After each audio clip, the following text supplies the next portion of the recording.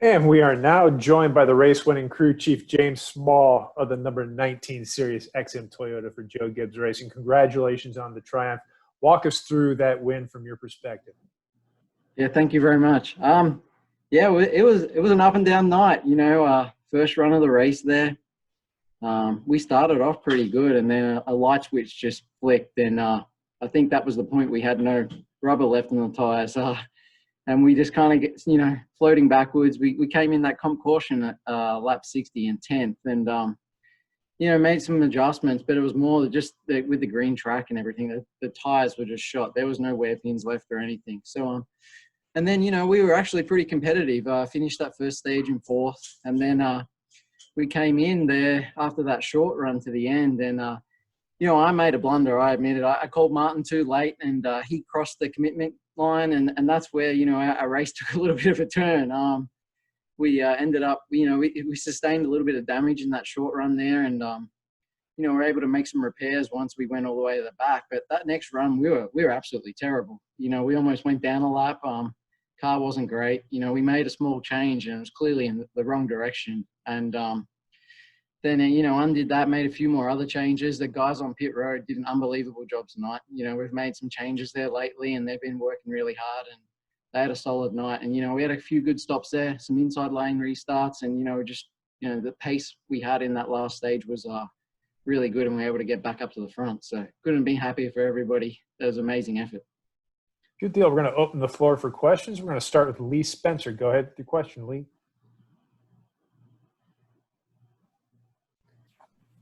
Thank you.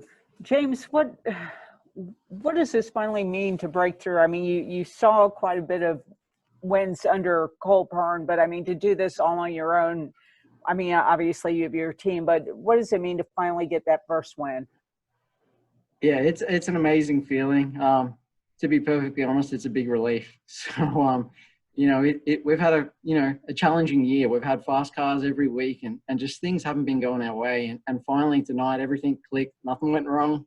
Well, nearly nothing went wrong. And, that's the biggest thing. It's a relief. So, I'm happy, super happy for everybody. Thankful for everyone back at JGR. And now we can just go and race hard. And, we have less pressure on ourselves now. We're in the chase. We're in a really good points position, and we can just focus on getting bonus points and for the chase. Thank you.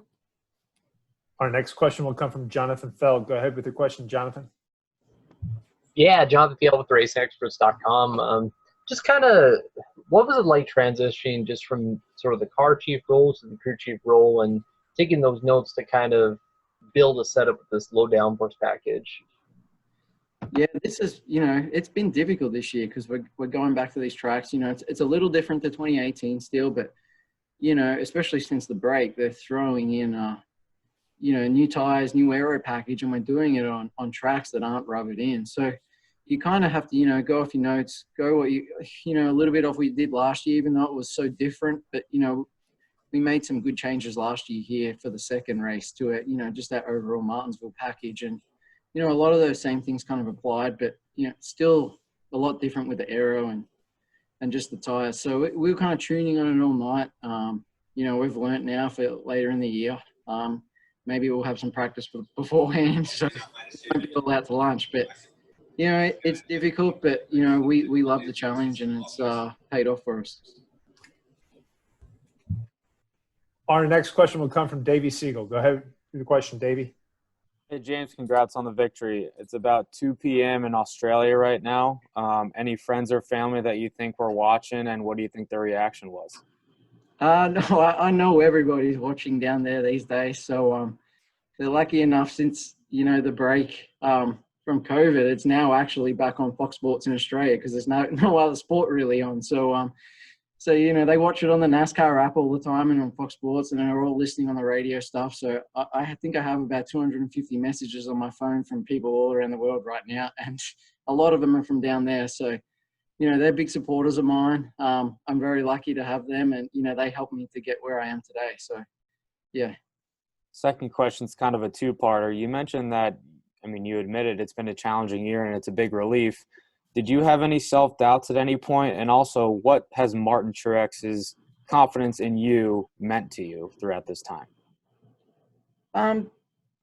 It's a good question. He's been very, very supportive of me. After Bristol, I thought to myself, that was a tough weekend for us. We got back to 5th and then we got taken out. But, that was probably one of our worst weekends of the year in terms of just trying to hit the setup. We had issues at Charlotte too, and which we know what they were. And, we fought back there as well. But, everybody on the team is, stuck behind me, including Martin. And, they've been big supporters, and they have faith that, if we just keep doing what we're doing, we're going to bring, fast cars to the track every week. So, I'm really thankful for, everybody just being a huge supporter, including all the main people at JGR. They've all been in my corner, and, I'm lucky to be surrounded by such great people. Thank you. Appreciate it. Our next question is going to come from Bob Pockris. Go ahead with your question, Bob. Yeah, James, at the start of the year, did you have a goal of like, man, I really need to get a win by a certain point? I honestly didn't. I just wanted to. I was going around saying if we don't get 7 race wins, it's going to be a failure. But we as a company, we haven't had such an advantage as what we had last year. We've been in position to win a lot of races and, had some small issues go on. But to be honest, I never set a date. But, as the races were counting down, I'm looking at them tick over like 9, 10, 11. So I was hoping at least we could get one by 14. So, that's happened. So we can press on now. Thank you. Our next question is going to come from Luis Torres. Go ahead with the question, Luis. Congrats on the first win, by the way. Thank you. So the question is, now going into Homestead, of course, now that you got that win in your system, excuse me on that. So what are the expectations to go down there, especially such an incredible turnaround and possibly weather being a concern down there? No, I'm super excited. I think this will be one of our best tracks. Even more so, with the race moving to purely a daytime race, middle of summer. The sun sets a lot later than when we race there in November. Obviously, it's going to be a completely different, feel than normal because, typically you have the 4 championship guys that bring, beasts of cars down there that have spent, time developing and, putting all the effort into it, which, so you kind of got that divide of those 4 guys. And you're not going to see that this year, I don't think. It's going to be a lot harder race. There's going to be a lot more guys in contention. No one's going to be laying over. So, but I still think, we were strong at Atlanta, it's low grip and, same with Montana. So it kind of suits our cars. It suits Martin. We'll see how it goes. But I think, we can go there and run really well, I think. Thank you. Our final question is going to come from Jacob Seelman. Go ahead with the question, Jacob. Jacob, can you hear us? You're on mute, my friend.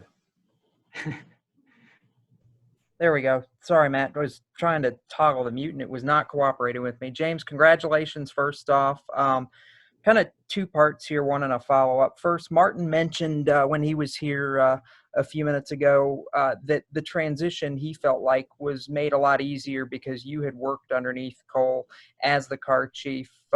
What kind of lessons have you been able to apply from things that you learned working with Cole and working with Martin over the past couple of years? And, do you feel like that past experience made it easier on you stepping up to the crew chief role? Oh, yeah, no doubt. 100%. So I think Cole and I have really similar personalities, pretty laid back. I'm probably a little more fiery than him, but, know how Martin operates. He's not one of those guys that, wants to see data and endless amounts of information. Like, he's low key. Like, I think we spoke on Monday and then I spoke to him before he got in the car. So, we text back and forth every now and then, but, that's how Martin rolls. That's how he always done. I know other drivers and crew chiefs, have a lot more meetings and, a lot more information between each other. And it's not something that, we do. We just concentrate on doing all the fundamentals and everybody on our team doing all their individual parts as best as they can. And when it all clicks, it comes together and you see results like tonight. So, that's hugely beneficial, being able to see how Cole and him worked over the past few years. So, yeah, no doubt. And my follow-up kind of second question, those that know your background know you spent time in Australia working on the supercar side a little bit as well. And I'm just curious, I know there's a lot of things that are different there compared to NASCAR in the States, but is there anything from working in that realm of motorsport that you were able to take when you came over here that has helped you in, either car chief or crew chief? Yeah, definitely. There's things out there that, we do better.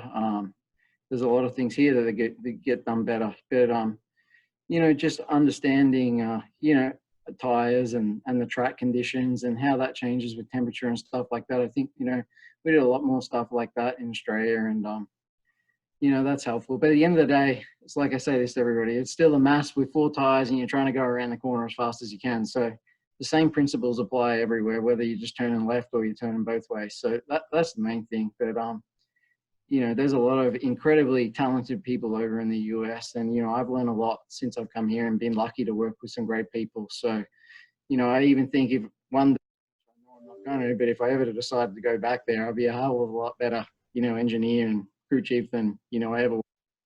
So I've been grateful of all my time here. So. Good deal. Well, James, congratulations on the victory.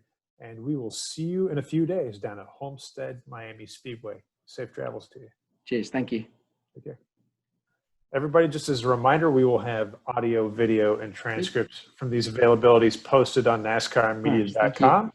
And we look forward to you joining us tomorrow for our press conferences beginning at 1 o'clock with Austin Hill, followed by Tyler Reddick, Daniel Hemrick, and Justin Haley. So we will talk to you again tomorrow. Have a wonderful night. Thank you, Matt. Okay.